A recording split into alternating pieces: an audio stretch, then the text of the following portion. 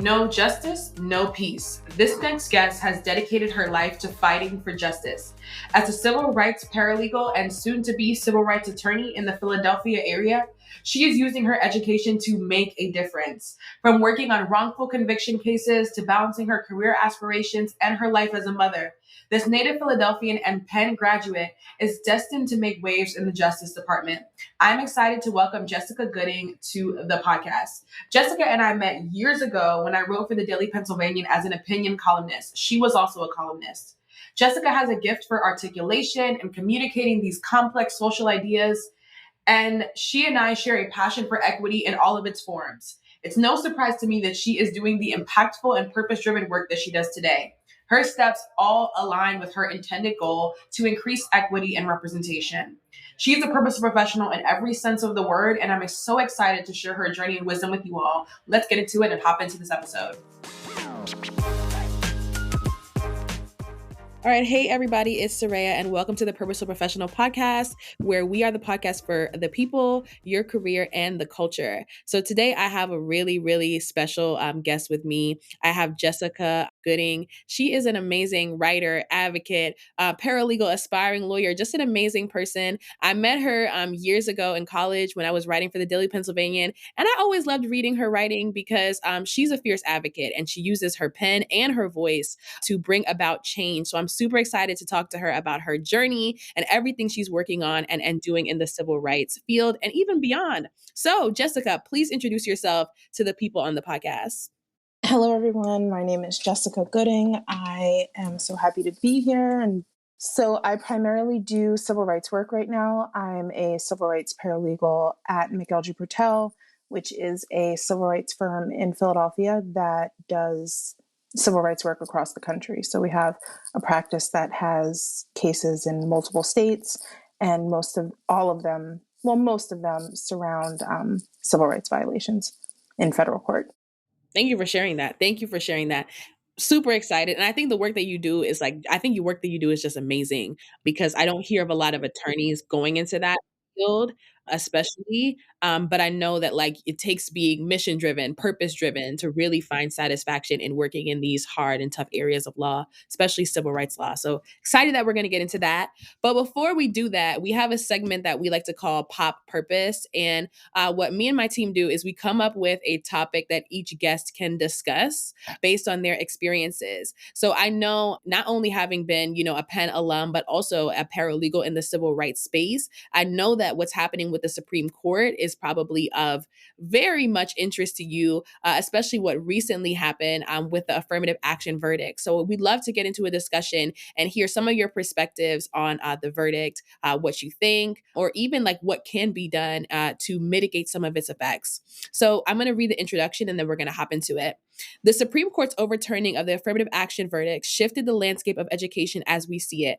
At the end of its term, the Supreme Court upended established equal protection law with its decision in Students for Fair Admissions versus Harvard and Students for Fair Admissions versus UNC, effectively eliminating the use of affirmative action in college admissions processes, with specific mention on eliminating the use of race as a data point in admissions. We love to sit with you, Jessica. We know you're a history buff and a law student, prospective law student, on your opinions about this verdict and see what we can learn from your expertise. So my first question for you is, when you first heard about the verdict, what were the things that immediately came to mind? My first thought when I heard about it was just a sadness for the people that would not benefit from it directly. So I initially felt like it was just a huge blow to the futures of so many people that I don't want to say that they were dependent on it, because I don't think that that is a good word to use, but I think that it's kind of like a cushion. It was kind of like a cushion for people to have this sense of comfort in understanding that, equality is something that is subjective, and that they could have this benefit from something that is recognizable through the law. So I was set back in my own comfort about how people will be able to move forward with their education without that benefit. That's a very insightful perspective, and that's a real perspective. I also was thinking very similar thoughts. Like, I don't want to go and say that anyone was a recipient of a particular college admissions decision because of their race, but I do understand that we want to go into these processes bringing everything we are to the table, and not being able to include all that we are, like you said, can be discouraging. So I want to know, like, in terms of like dealing with that discouragement. I know that you wrote like an outstanding op-ed in the response to the verdict. What do you think drove you to return to the Daily Pennsylvanian and also write the guest column that you did, right? If I'm being honest, you were influential towards that. You and I had talked around that time, and you know, everyone that attends Penn knows about the Penn bubble, right? Like there's just this bubble where when everyone's in there, everybody's kind of like, I'm not going to say moving to the same motion, but everyone's kind of like interlocked with each other in this like cultural kind of thing that we reference as the Penn bubble. So since leaving the Penn bubble, my feelings towards writing haven't been as intense, right? Because I don't have the audience, and I don't have the interest. Is I guess interest isn't a great word, but it's just the drive is not there because I'm not speaking with that audience all the time. But after speaking with you and after thinking about it and thinking about the different thoughts on how people were approaching it on campus, and it was a huge divide at the time. So like you had people that were really like happy to see it go, and you have people that were like really distraught at it being taken away. But I think that there's this, in the Penn bubble, there's this like difference of opinions of like who should be there.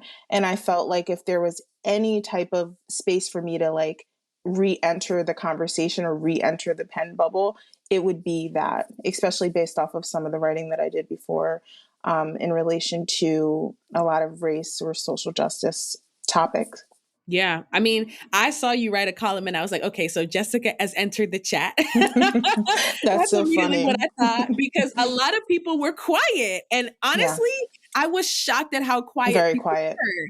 And I Yes. was like, wow, like I remember, I think like sometimes like things are like faded because we ended up connecting during that time. And I remember like just being a columnist and like how your columns would inspire me. And there were a group of us almost at the same time, even before like the George Floyd thing, who were talking about these things and we were raising awareness about it. And I was happy to see that you, as I said, entered the chat because I was surprised at the silence.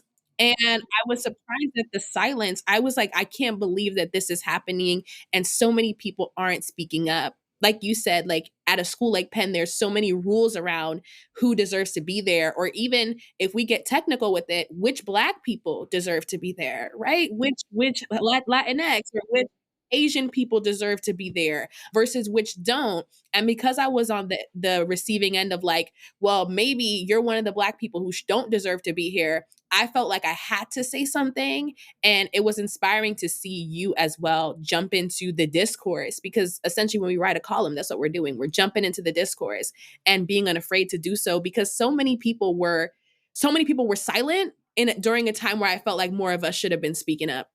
Yeah. And you know what? And I think that that's something that's common if you look at trends in history. A lot of times you see when you have a big event that's happening, kind of like what you see right now in Gaza, you see this dense, harrowing kind of silence.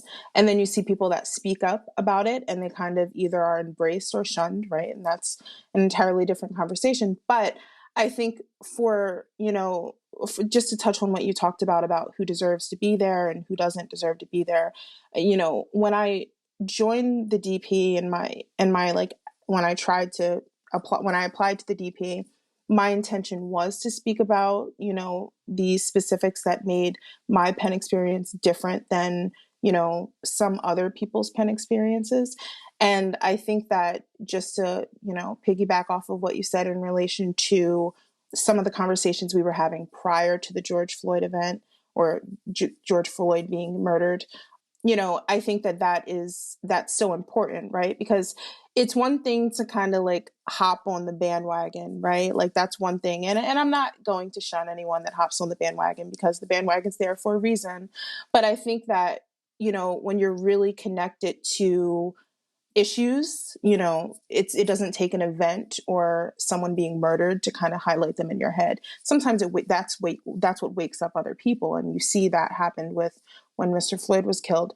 But all in all, I entered the chat because I was influenced by you, and because I love writing. I love sharing my thoughts. I got a lot of emails in response to that, where people, they're usually, when people email me 9 out of 10 times, it's not because they agree with what I say, it's because they don't agree with what I say. It was a good discourse, and I was happy to be able to share my thoughts with the DP. Shout out to the DP, because they're influential in that way for sure. It was amazing, an amazing time. And I think that I agree with what you're saying in that, like, when you're really connected to something, it doesn't take these sort of events to get you started. And I like going back to opinion, there were people talking about this in 2019, like before it even happened. And sometimes I'm like, wow, like we foreshadowed low key what was gonna happen, because there were just so many great columns like that you were writing, that so many other people were writing. And one of the things that I really wish stays in college journalism is this sense of challenging the status quo through the columns. Sometimes I wish I would have touched on like classism and like other topics, but I touched on the things that really mattered the most to me. And it's amazing that like universities can be spaces for these sort of discourses. So speaking of universities, I want to know, like, what advice would you have to any student from a minoritized background who wants to attend a school like Penn, but after hearing the verdict might think that it might be like out of reach for them? What advice would you have for them? My advice would be to put your name in the hat, build yourself up and put your name into every single hat that is something you're interested in. If you have an attachment to Penn, or if something inspires you to want to apply to Penn, you should do it, because, you know, my story getting to Penn was very unique. I actually transferred to Penn from the Community College of Philadelphia. And while I was at community college, which is a great place that, has a lot of great people leading it, when I would tell my professors or advisors or, whoever I was speaking with that my intention was to transfer to Penn and that Swarthmore and Villanova were my backup plans, I'm not going to say that they would like laugh at me, but they would kind of be like, okay, girl, like whatever you say, right? There was not a lot of support in it, right? So I didn't allow that to kind of deter me from what I felt was my calling. So if you feel like Penn is your calling, or any space is your calling, put your name in the hat. Try to get in there. And if you don't, I promise, right? And this is the only promise I'm going to make on this entire episode, but I promise that something else will work out and it'll be better. It's funny that you say that, because I was literally telling somebody that the other day. I was like, you get into where's meant for you. And I hate the fact that there's like a whole like college admissions, like industrial complex trying to get people into specific schools. But I also love when people like what you experience can have a vision of something or can have like an intuitive hunch and own that, because I would say it takes a mixture of both. Like it takes you knowing, hey, I'm destined for this, and standing in it, even when other people say, not your identity, not your background, not who you are, you're not qualified. Because oftentimes we hear those stories of people getting into places or jobs or even scholarship opportunities that other people felt like they weren't qualified for it. So I love that. But I also understand what you're saying about like making sure that you understand when it doesn't work out, there is better. There is better on the other side. And intuition is so important. Like intuition is so important, and following your intuition, like allowing it to guide you and be like your confidence is so important. That's what led me to Penn. That's what led me into so many spaces. And, although my time at Penn was hard, right? Like I didn't anticipate it being as hard as it was. And once it became obvious to me that it was going to be like this like really hard thing, but also a challenge that I was up for, I was like, so many, I don't want to say it fell into my lap, but so many opportunities came to me. And I pick them based off of what fit best, but like that just goes back to that intuition of like when you follow what is meant for you and what you feel called towards, you'll definitely land on your feet with it, even if you face challenges. Because I faced challenges. The only, like, I was at CAPS, I faced challenges, and they didn't stop me. And you just have to follow what you feel. Yeah, no, I totally 100% agree. I think like one of the reasons why I was so motivated to write something about the verdict is because I think many of us had the moments of, especially if you come from a background where either, you didn't go to the elite private schools, or, you might not come from the right family, or any of the things that we tell ourselves. Many of us had that moment of like, oh, this is cute, but I don't think it's going to happen for you. And I had that moment. That moment happened to me, where people were like, well, this is cute. You're a smart girl, but I don't think this is going to happen for you. To think of like, I brought myself way back to like where I was at 16, 17. Would I have thought that a school like Penn was possible for me if I heard that on the news? I don't know if I would have. I'm grateful for what you said and the encouragement. It's definitely a deterrent, and I think that that's unfortunate. I think that, young people that are navigating wanting to go to school right now, they have this extra sense of, it can't be me because of the verdict coming down the way that it did. I think that universities are mindful of that. And although I'm not encouraging or thinking that they're going to break the law, I think that they will, I am hopeful that they will make decisions that are aligned with truly giving people that come from backgrounds that are challenged a good shot and a good chance. Because, again, Penn, not the easiest place to be, but once you get on track and once you realize what your goals are, it can be a beautiful place.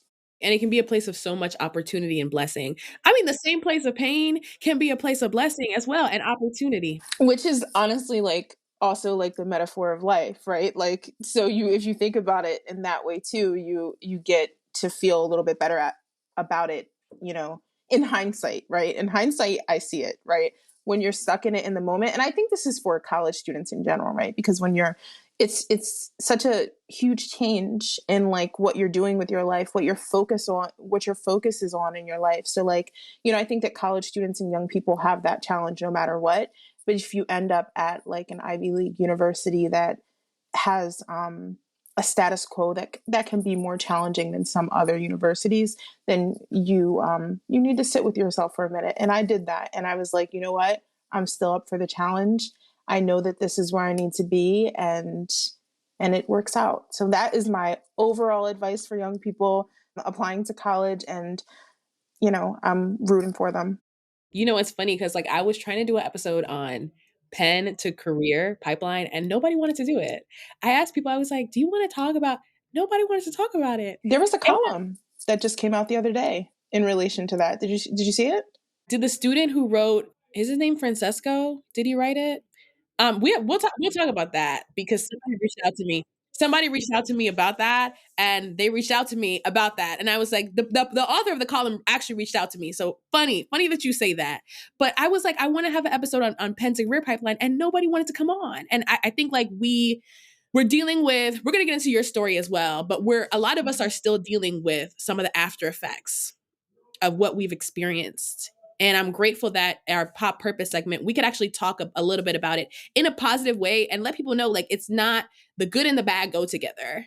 Like the light and the dark go together. Oh, this sounds so somber. The light and the dark go together, and that can represent our time at Penn, but also the affirmative action verdict. Like it opens up the door, like you said, for universities to find new ways of doing things and of seeing things and of validating the difference. Again, I really am hopeful that that happens. If I had to trust my instinct, I think that it will. Do I think? I think that Oh, my chair is rolling away. Excuse me. I think that there have been huge strides in some spaces in terms of education that have changed people's lives. Like I can see it in my own story, right? Like neither one of my parents went to college.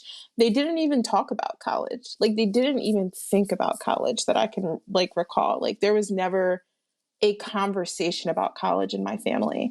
So to go from that to where I am now with pursuing my own education and having children and embedding that in them and seeing the contrast between those two things is beautiful. And it's also like challenging, but it's like, you know, that is a reflection of a measurable change. Like that's a measurable change that is not only because of me, right? Because like my parents didn't talk to me about college, but that's because they didn't really have an interest or know about it. But that's also a reflection of, you know, a system that wasn't in place necessarily for people like them.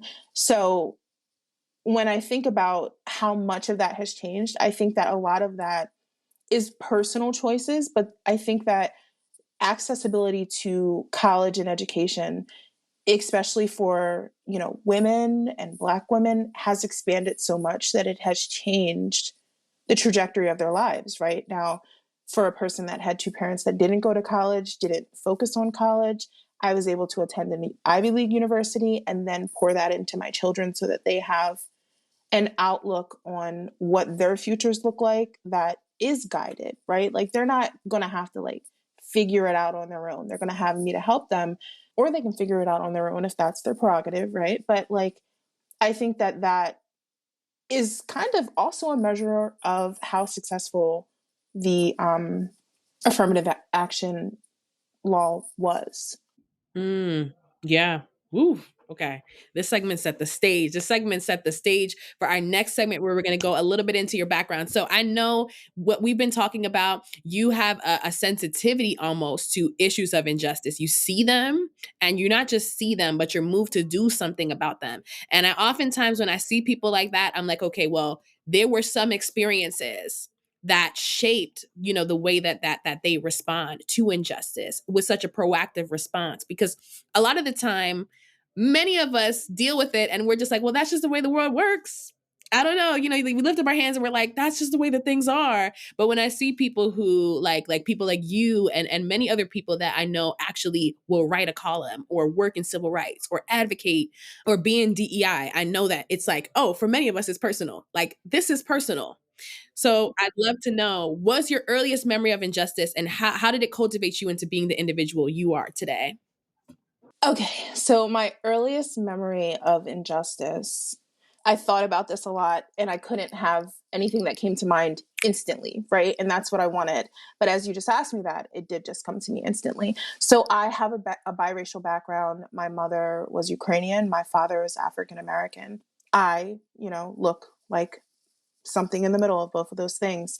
So when I was in kindergarten, we lived outside of the city of Philadelphia, which we refer to as the suburbs here.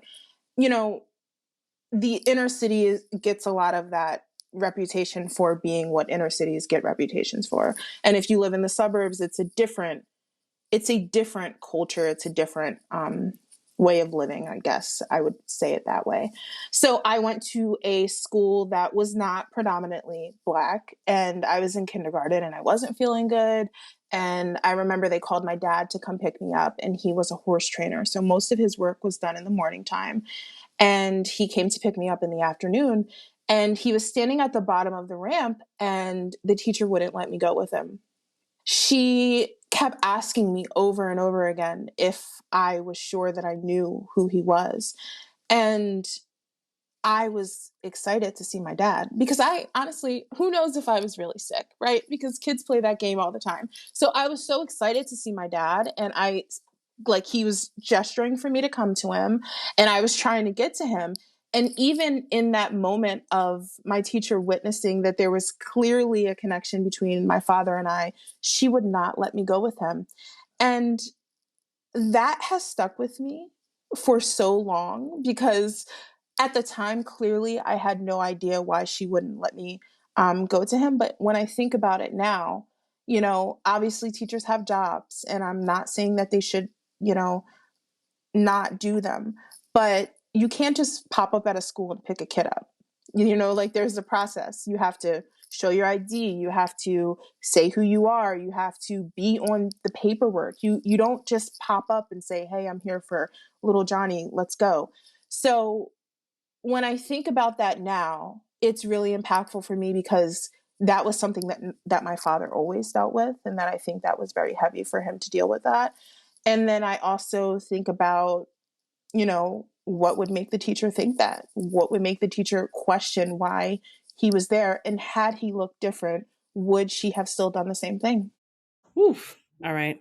I'm just gonna leave that there. Let's let that one sit because you're speaking about the fact that it's almost like we'll say race is a social construct, but we don't follow through on that because we're still trying to categorize who's who based on how people look. And wow, thank you for sharing that. Yeah, it's Yeah. it's something that I think of often, and I think of my parents in that way a lot, right? Like I think of their stories and I think of where they came from and I think of my grandparents both on both sides. And I think about how that has shaped me. And it's been monumental in how it has shaped me. I think that a lot of my feelings towards injustice have been tied to my biracial identity because I have been able to, in this way, be embedded in both spaces. And it allows me to think more critically about both of them. So yeah, that was my first recall of some type of injustice. I always say on this podcast, I feel like people with unique perspectives are almost always like dual culture kids.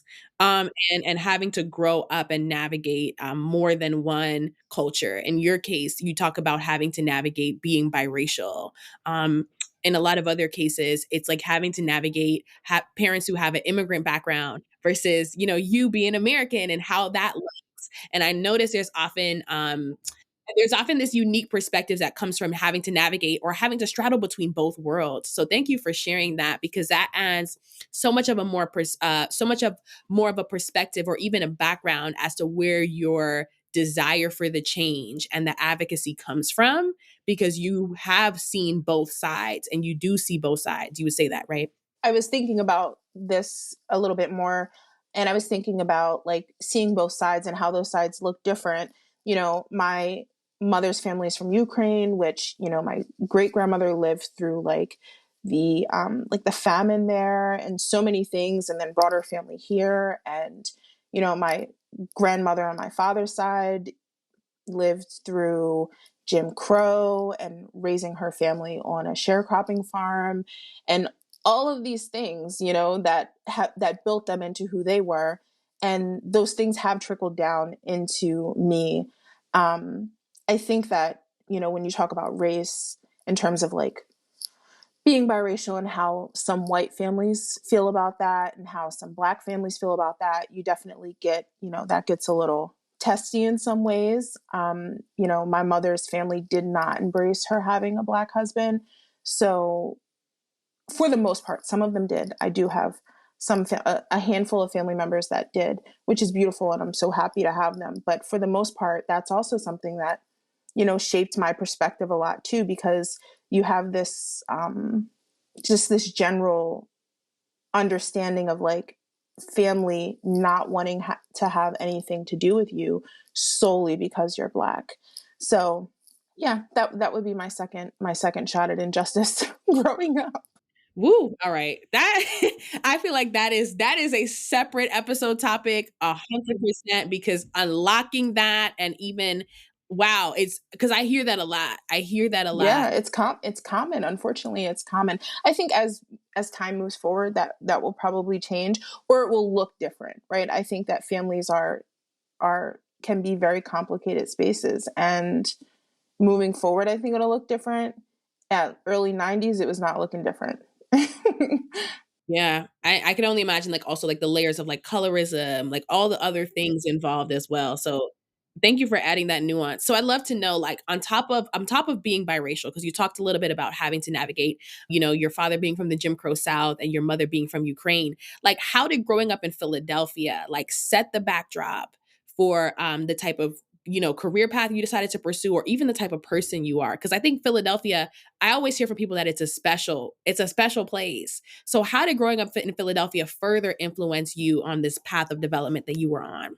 Yeah, I love Philly so much. Hands down, my favorite city. I was watching something the other day and it was when someone was coming off the airport and it said, "Welcome to Philadelphia." And they were saying that's what they hate the most. And whenever I get off the plane, I'm like, no, that's what I like love the most because I always miss Philly when I'm away from it.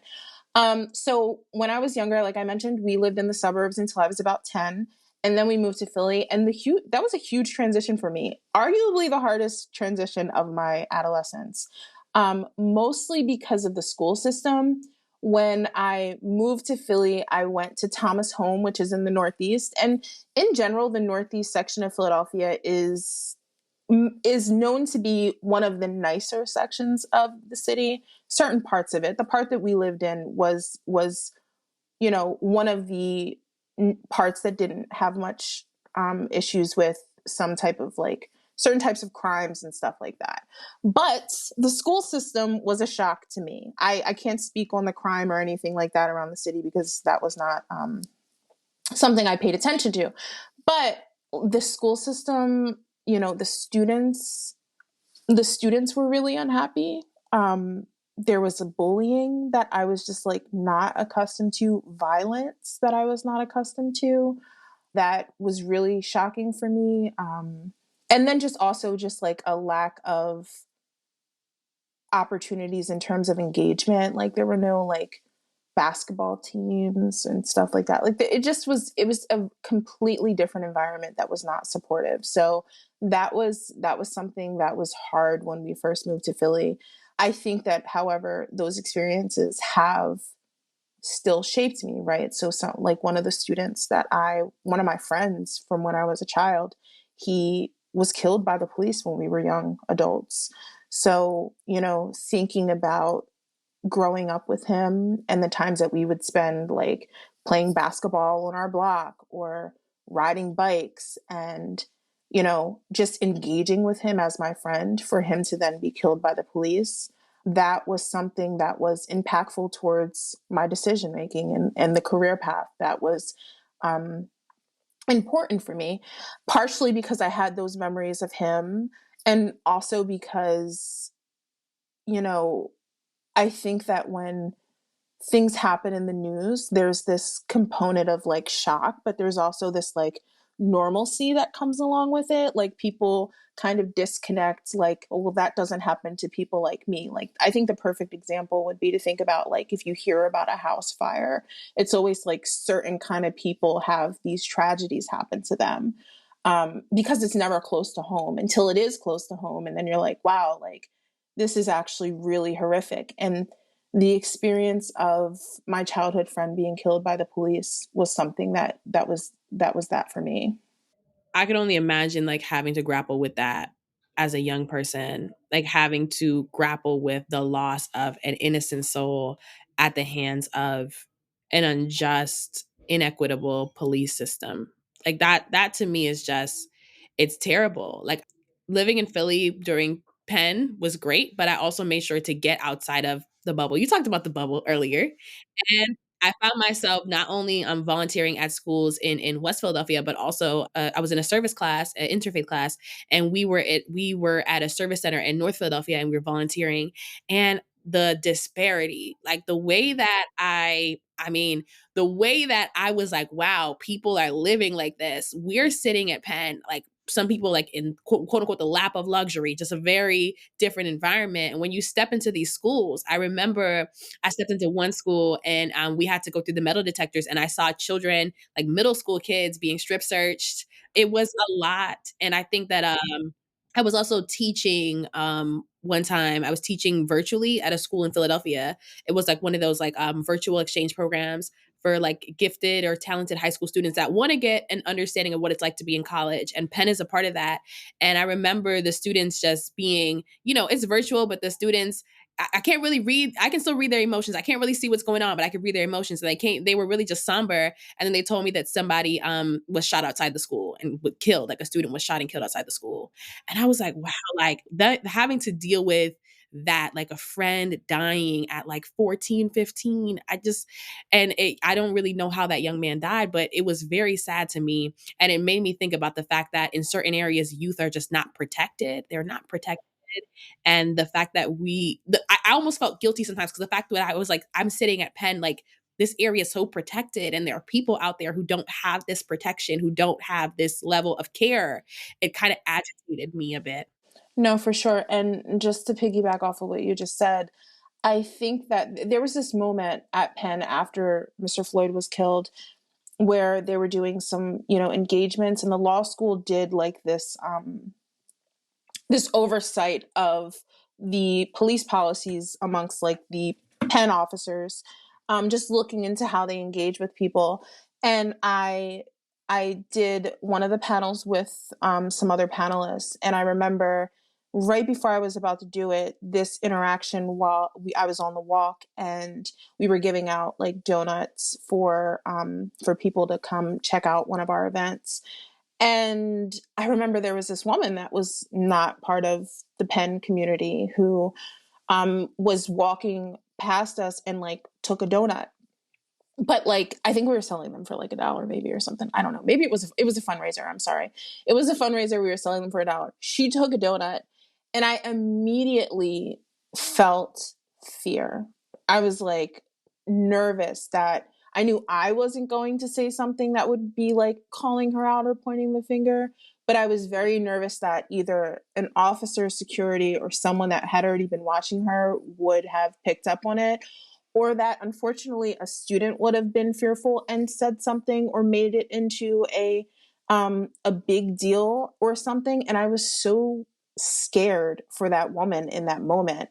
And I was like, and she was struggling from, you know, I believe homelessness. So there was just all of these different elements to it. And just to touch on what you said about like while you're at Penn and you have all these resources and you can eat whatever you want, you can feel you're comfortable. Like there's just pure comfort at Penn. To then just step outside of that for like one moment and be at a school in West Philly and say, wow, this is so drastically different, that mirrors the experience that I had at my suburban elementary school versus my experience coming to Philadelphia and being at a Philadelphia elementary school. It's one of those things where you're just like, Like, what it's a can you hard pill do? to swallow. Yeah, and it's like, what can you It's a do? hard pill to swallow. I remember walking in front of the TD Bank across from Huntsman Hall, in Philly, and like literally seeing people being passed out and people step over them.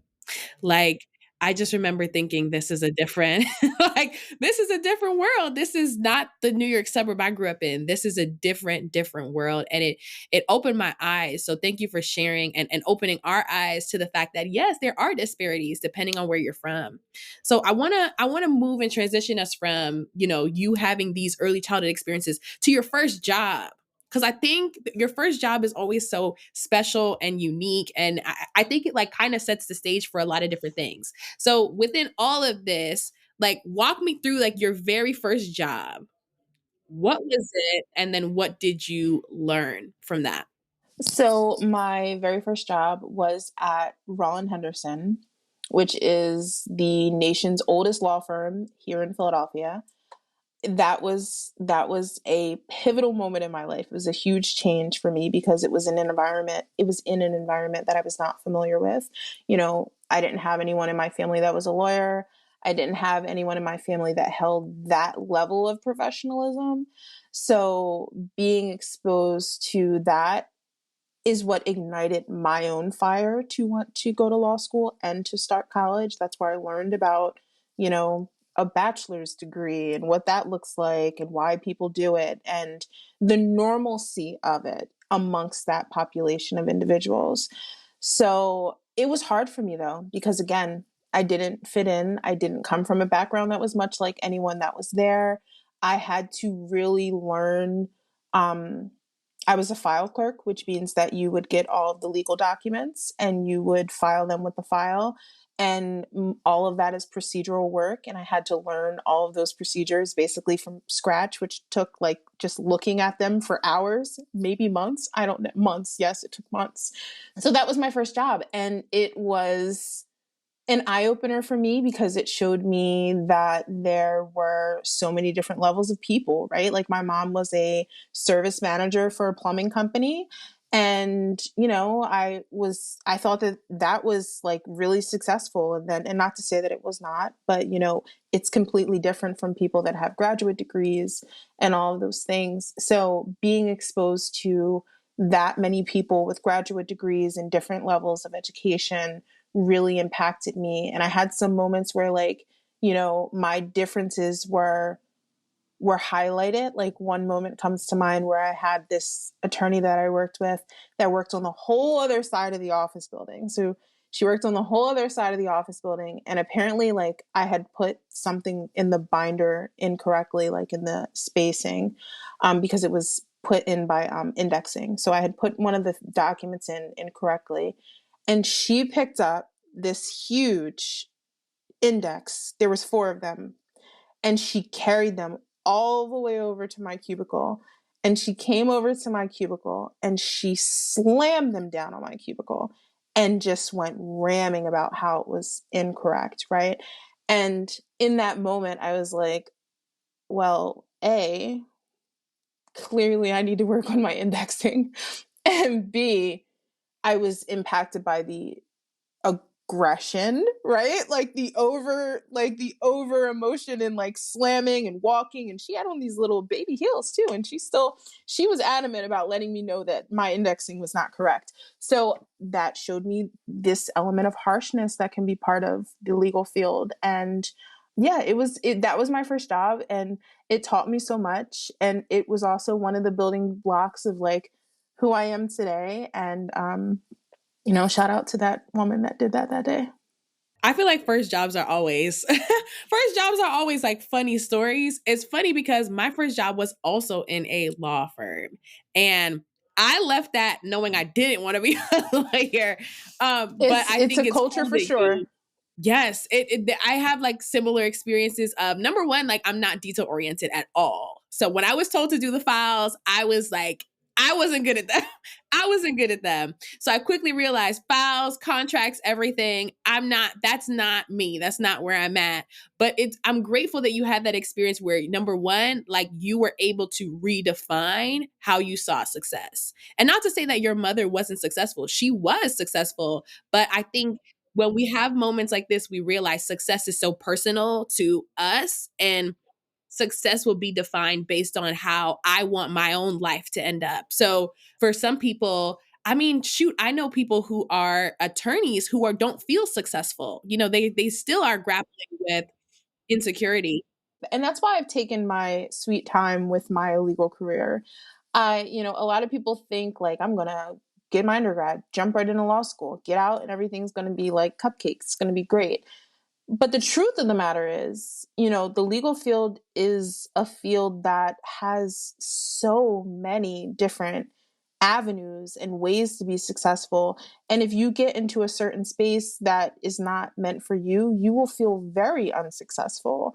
So, and that's just the nature of the work. So like I've taken my sweet time with like really figuring out what is impactful to me, and being a part of a team that is like really supportive and like reflective of my values, and finding that can take a long time, and figuring that out can take a long time. And anyone that like rushes through it, they might have a really hard time at some point with feeling they're successful, because it's so personal, right? Like legal work is very impactful on both sides, like on a plaintiff side, on a defendant side, on whoever you're working with. Like there's an impact on each side, and sometimes you don't like that impact, and how you sit with that really matters.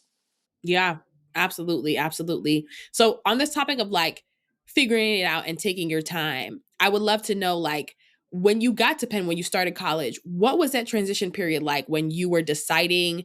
Because I think there's two things we usually decide in college. Number one, our academic path, and then where we want to end up with our career. Like, what was the process for you of making that transition from student into paralegal into like on the path to being a lawyer? So when I was at Penn, I really was stuck between like history and English, and history and English. Sprinkle a little psychology in there too, and I was like, I really don't know what I want to do. I always knew that the goal was to go to law school. So like back in my CCP days when I was sitting there, I was like, okay, well, I'm going to go to Penn, and then I'm going to figure out how to get into a top law school. And that is the goal. And then I'm going to have all of the success that's been important to me for the past decade, right? None of it worked out that way. And those are no longer my goals. But at the time, that was what was important to me. While I was at Penn, I got a good amount of exposure to the wrongful conviction community.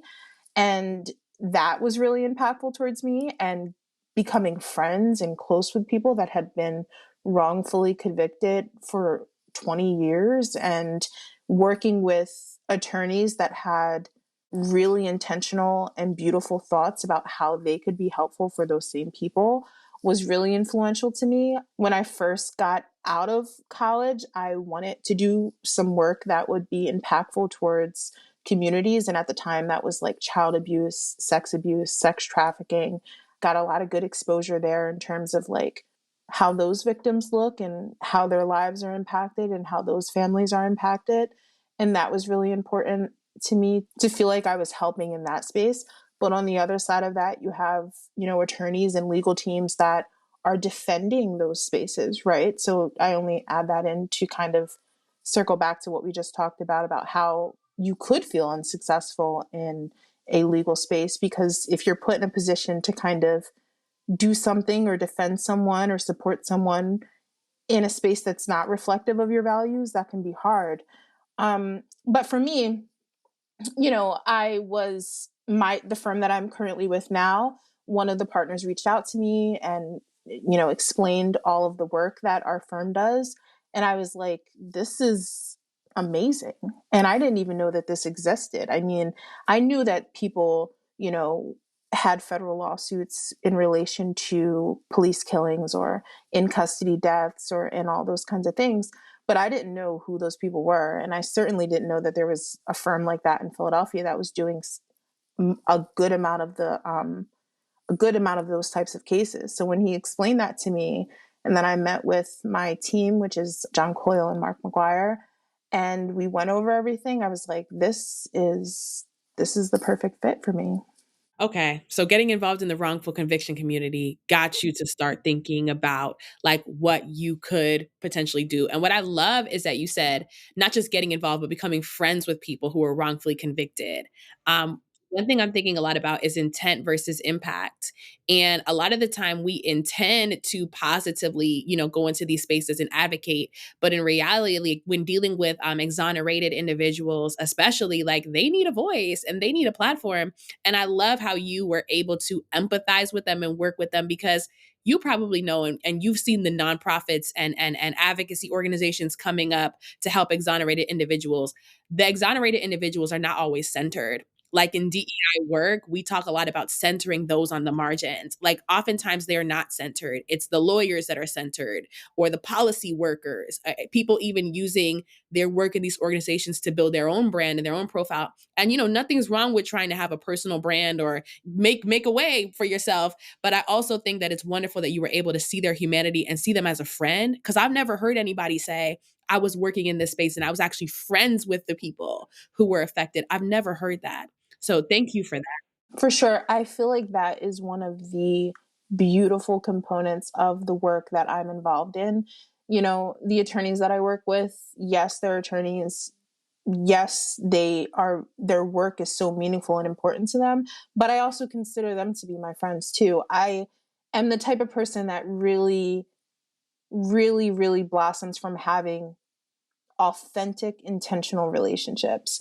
And with like the exonerees that I've worked with, like even my like background of being from Philadelphia, understanding and being impacted by the criminal justice system here, countless people that I've known have been involved in the criminal justice system here. One of my close childhood friends is currently incarcerated for the rest of his life.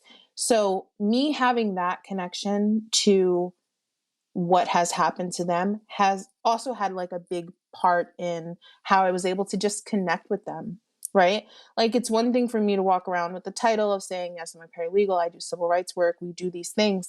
But what's also important to me is how I connect with people. And a lot of times, the families that I work with that have been impacted by officer involved shootings, there's always a component of empathy and connecting, right? Whether it's from my perspective of being a mother, whether it's from my perspective of being a daughter, whether it's from my perspective of being, understanding what it's like to be part of a community that's impacted by an officer involved shooting, like I told you about my other childhood friend. So there's always that component of it that is really authentic with me, and really, like, that's the most important part for me. Yeah, that's wonderful. Wow, wow. I mean, that's wonderful that you can like see the humanity. I really do love that.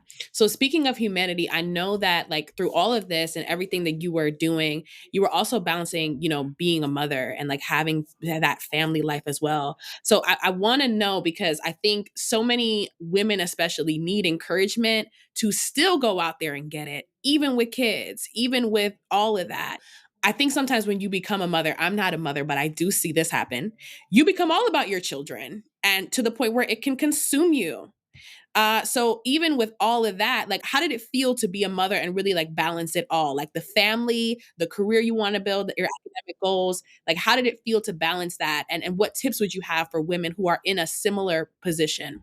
Yes, it's so hard to balance everything, that's for sure. So I think that there is this unique component of my background. I became a mom when I was young. So I had my daughter when I was in high school, and she is now a junior in high school, entering her senior year in high school, which is so amazing to watch. She is so successful, so smart, so driven. I love watching her turn into the person that she is. It's so beautiful. But to go back to when I was her age and I was a mom, I my own life didn't just disappear. I didn't get that moment to kind of pursue what I wanted to. So I ended up doing that while being a mom. And I think that that is one of the unique differences with my own story. Most women have this moment of like yearning for a family, and then, or putting the goal at having a family after they've reached some other goals. Where with me, I had the family and then I'm like, okay, but I still have these goals. Like I still want to do these things. And that type of thinking is still ingrained in me. When I applied to Penn, I have twins that are now going to be 7. They were 1, and I remember getting my decision email, and we were walking back from the ice cream parlor that was near our house, and I was like so scared to open it. I was like, oh my god, like this is the moment that I've been building on for what seems to be 3 years now, and now it's in my inbox, and what do I do? And I was like, I'm just going to open it. Like I'm just going to open it and see. I'm not going to make it this big thing. And I opened it, and, obviously it was an acceptance, and I was so happy. But I remember, they were just 1, and we were walking back from getting ice cream. So they had no idea. And I remember in that moment looking at them and their happiness of, just enjoying their night while also taking in the achievement that I had just gotten. And I think that that is a true reflection of how I feel about like parenting and being a woman that has ambitions towards whatever they are, right? Mine happens to be education and, social justice and writing and all of those things. But for anyone that has a goal and they're also a mom, my advice would be to totally keep pursuing those goals, because, now I'm looking at my daughter who's about to start college, and I'm like, I can't believe we're already here. I can't believe this is where we are, but I'm so proud of myself and of her, and just of like this journey of life and how beautiful it can be when you just stick to what's important to you and you follow your intuition and you don't forget yourself. And when I say all these things, I am not saying them by saying that it's easy. It's definitely not easy, but life is not easy. Being a mom is not easy. But I think that remembering to always center on what makes you feel good, and waking up every day and considering what you want to do, even as someone's mother, even as someone's partner, you still have to focus on yourself, because it all comes back to you, right? So I think it's really hard for women to balance everything. And when I went to get my car washed the other day, I had a great conversation with a man that was telling me that he takes care of his family. His wife doesn't work, and he pays all the bills and he does everything. And culturally, because he didn't tell me where he was from. He just told me he was from Africa. He said, culturally, that's how it is there. The man works, the wife stays home. She does everything. And he was like, and her doing everything is a job in itself. So she shouldn't work. And I really enjoyed our conversation so much because I agreed with him. I was like, if your wife is at home and she's doing all those things, you're right. She shouldn't have the burden of having to figure out paying bills and doing all those things. But like our conversation centered around the cultural differences of like here and his home. And it was a beautiful, insightful conversation. But what I took away from it was that even in the chaos of what I call life, right? And it is complete chaos sometimes, I still find this simple beauty in it being exactly what's for me. Like, yes, I'm busy. Yes, I get to pursue my dreams. Yes, I'm still cooking dinner every night and I'm still putting little ones to bed. But at the end of the day, I feel fulfilled by it. And that's my story that sticks well with me, where like any other woman, mother, anyone that has dreams that are different than that, they should pursue that. But if you want to do it all, it's possible in a chaotic world that like just kind of like falls into place. A lot of like what we talked about earlier with, intuition, following what's for you, and just feeling confident in things will work out. Yeah. I think like your story exemplifies a saying that I love, which is like, you will have the grace for your race. Like whatever it is that you're supposed to deal with. I wish that there was a book called like everybody's I think there's a book called like everybody's fucked. Like everybody has to deal with something. Everybody has to deal with something. Everybody's life has some sort of thing that they're dealing with. Sometimes we can get so locked into our world that we fail to realize, well, some people are dealing with sick parents, some people are dealing with a marriage that has fallen apart. Like everyone is dealing with something in their life. I love the fact that you were able to understand, like, yes, I am a mother, yes, I am all of these things, but I also am a human being with goals and dreams and things, and I need to pour into myself so I can pour into everybody else in my life. And that's such an inspiration, because I'm sure you've seen the discourse against most recently Halle Bailey, the young lady who played the Little Mermaid, for just having a child. It was causing so much controversy. And I remember reading the tweets and people were being negative and saying, your career is over, you're blowing the Disney bag. You know how we talk in the community, just real rough to each other sometimes. And I was like, this is crazy and this is nuts. No way does her career or her talent leave because she becomes a mother. That is a choice that she's made. And I think people have to respect her choices. So there's so many women who feel like being a mother becomes the primary label, that they can't be anything else. Yes, no, that's so true. And I appreciate it. I appreciated two things about Halle Bailey. One was that she hid her pregnancy and that she didn't tell anyone because it's not our business. We don't need to know when these people in the public eye are creating a family. Like, she protected what was important to her and she protected her peace during her pregnancy. And she got so much flack for that. And it's like, why didn't you tell us? I caught so many things about that. I thought that was beautiful. I thought that she stood up for herself in that space and said, this is my body. This is my life. I'm going to do what I want. And that doesn't have to involve people from the public. It's just me. I love that she did that. I also really, really appreciate, the fact that she's so young and still has a beautiful career ahead of her. She's not the only person that dealt with that. I think that one person that successfully dealt with that and pretty much proved to everyone that that wasn't true would also be Cardi B. When she got pregnant, everyone kind of said the same thing. She's just at the top of her career. Now she's going to have a baby and that's just going to end everything. And I think that at the time that way of thinking was aligned with a lot of people. And I think that she shocked some people with still being successful after having her children. And I think that that kind of paved the way for Halle Bailey to also get some success too. We live in a society that puts so much weight on women to be all of these different things, right? And to have all of these stages while they're doing them, right? Like first you have to do this and be young and pursue this, and then you get a little bit older and then you have kids and you have a family. And then sometimes it's like, and then you disappear and then you're not like, we don't want to really hear from you anymore. Like your time is up. And I find that to be so toxic and so horrible, but also I feel like that is changing. And I feel like it's women like myself, women like you, when we talked earlier about your thoughts about your future, I think it's women and like us and women like Halle Bailey that shape that difference. They change that. They change the way we change the way that women are looked at, even if it's our own little path where we come in contact with other people and we change their perspective or we broaden their perspective. And in that broadening, you have change. It's an impactful change.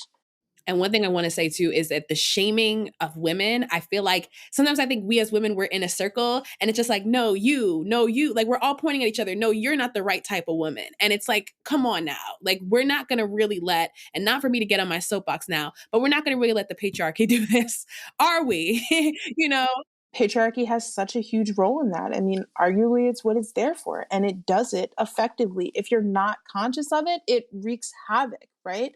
And I think that when women live lives like how I choose to live, how I have chosen to live my life, and how some other women that don't fit into a box have, lived their lives, they change the narrative. And if one thing is more important to me than anything else in my own little Jessica bubble, it's changing the narrative. Whatever that narrative is depends on what we're talking about. But I love to change the narrative, and changing the narrative around young moms, changing the narrative around families that don't have educational backgrounds, changing the narrative about the type of work that's important to attorneys and legal teams, like civil rights work, is all important to me. Facts, totally, totally facts. Like changing the narrative, because I know the shaming of women it goes on all sides. I will also see women being shamed for not having children, and if you do have children, it's you're not married, and it's like there is continuously. It's almost like we're in a continuous cycle of like, who can I tear down today? Exactly, and we do it to each other. We do it to each other, and I try to be so conscious of that too. Like one of the things that I have never really aligned with is that tear down of other women and how people participate in that space. And it's very much so a cultural thing that is normalized to an extent that, again, people don't even realize a lot of times that they're participating in it because they're so focused on themselves and making themselves feel better in a really harsh environment that they don't care about the person sitting next to them. And it's hard, but it takes consciousness. It takes this ability to recognize something for what it is and make decisions based off of like not your feelings or not the heaviness of the situation that you're in, but rather like an overall betterment of like everyone that is in that particular space. Absolutely, absolutely. Because when women succeed, everyone succeeds. I could not agree more. And I think families are reflective of that. Like my own success in my own family, like thankfully it's not just me that's like driving success in my own family, but like my children, when they look at me and they think about me, like they're so impacted. And sometimes that comes with them thinking that they have to have this standard. Not my 6-year-olds, because they definitely don't think like that. They only think about Godzilla and King Kong. But my young daughter, who is 17, she's like, well, you did this and you did that, and I want to be successful too. And I tell her all the time, I'm like, you already are. Like you're doing everything you should be. And that is also a reflection of the heaviness that women sometimes feel, or young people sometimes feel, that they have to either live up to the standard that's like not really measurable, or they have to, or they're disengaged because they don't have resources, right? Um, I think that it's really important to have women in positions where their kids can look up to them, and I'm really proud of myself and just happy for everyone that has ever helped me get to where I am, to that they've helped me with that, and to just, I love reflecting on that. Sometimes when I'm driving, I'll just think about all the different stages of my life, and I'm always amazed at the different things that I've done and the different spaces that I've been in. Yeah. So when we think of women and we think of racial equity and all the conversations that we like the many conversations I feel like we've had in this conversation. I think there's one last question that I do want to ask you, and it's involving civil rights law. I think civil rights law, it's funny that you chose that as your path because that touches on, like, I'm noticing that touches on pretty much everything that you care about, from like your upbringing to your experiences around race, but also being a woman and being a mother. Like, there are forms of discrimination at each level of identity that we've spoken about today. And I really do want to know, in your opinion, like, what is the hardest part of practicing civil rights law? And like, what would you tell like aspiring civil rights lawyers or even paralegals to be prepared for? The hardest part of being in the civil rights space are the bad days, are the days where you get a decision or an order from a judge that is harrowing and hard, and it closes your case and there's no hope, right? But there's a wrongdoing, right? I think that there are so many spaces, and unfortunately, for every 100 people that reach out to us for help, we can maybe help two. But those 98 other people still experience something that was horrific. But a lot of times the law is not supportive of helping them or acknowledging what happened to them. I think that's one of the hardest spaces, one of the hardest parts of being in the civil rights space, is because you have to navigate really hurtful, harmful, devastating situations that sometimes there just aren't tools to help. There aren't ways to fix it. There aren't ways to give this person this sense of justice that, they crave, or not even that they crave, that they are entitled to, in a sense. Where that entitlement comes from is the hard part of the civil rights space. Many of the cases that we deal with or that come across, they just come with so much pain and so much hurt and so much impact. And a lot of times, you know, knowing that there is a chance that you're not going to be successful, knowing that there's a chance that you might not be able to help someone feel better about what happened to them is the hard part. That is the hard part. So I think that my only piece of advice would be to try to, be committed to what's important to you, be committed to what's important to the client, but also understanding that you're working against a system that sometimes, in some ways, has been built not to work. Yeah. Or not to work for people like you, right? Exactly. Exactly. Exactly. It's very hard. We have a lot of cases where, you know, sometimes I just sit and I think about them and I'm like, this is hard. It's hard. It's heavy.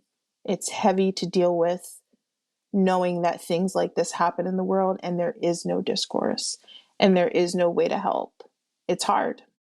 What I would also say too is like thinking about like the people who don't have the confidence to get a lawyer. Like you, I can think of many situations in my life where I or people close to me, people have done us wrong, and we'll tell like I'll tell a lawyer they don't want to take my case. It's like, I don't know, I don't want to deal with this. So we not even having any justice because no lawyer will even take on the case. I think about that too. Yeah, and that's generally, I don't know the circumstances, but that's generally going to be a reflection of them not having an avenue to be successful. And that is something that we run into a lot. And that is what I mean when I say if we have 98 people that we can't help, it's because there's not an avenue to success, right? And when you don't have that avenue to success, you have more pain. You have the impact of whatever the incident was, which is harmful, and then you turn around and have the impact of not having anyone to advocate for you through the legal system, because there simply is not a way for that to happen. And those are some of the hardest conversations that myself and my team go on to calls to talk about, or go into meetings to talk about, because people don't understand that, and rightfully so. If you have a situation that's impactful towards you, you want to feel like it's something that matters. And sometimes when you tell someone that although this matters to us and this matters to me, it doesn't matter to our legal system, that is hard. And it happens often. Woo, Jessica, this is powerful. This conversation was powerful. I feel like this motivated me to continue the fight. I'm a DEI practitioner, and I just want to let y'all know, the speakers, Jessica or listeners, has inspired me to keep going because y'all know everything that's happening in the area and industry that I work in, with the government coming down and the defunding at so many levels. It's inspiring me, and I'm leaving this conversation understanding like I need to continue. And I think that's what the listeners will glean from it, just like your resilience and all the roles that you've played across your life and even your path. It speaks to the fact that the life that we want is out there, and we could really truly make, and I've been saying this a lot, but we could really truly make our pain our purpose. Get into the field, start working, put your hat in the ring. All the things that we've said today, I think like inspire me to keep going. And I just want to thank you as well for your time. This was a wonderful, wonderful, wonderful episode. Thank you. Thank you so much. I'm so happy to be here, and I'm so happy that hopefully this will be inspiring to anyone. And I'm so happy to share my story and my thoughts. Thank you so much. All right, Jessica is doing the damn thing. From our conversation on affirmative action and its impact to the justice system in Philadelphia, Jessica has a true heart for service and a desire to make a difference. From her childhood stories, her personal experiences, and her experiences in the workforce and education, she is well poised for the path she has chosen. Jessica, we are cheering for you, and we know that you are going to be the change you seek in the world. We are confident of that and excited to see your ascent as a rising star in the legal field. Anyway, this is Soraya, and we're out with the podcast for the people, your career, and the culture. Bye.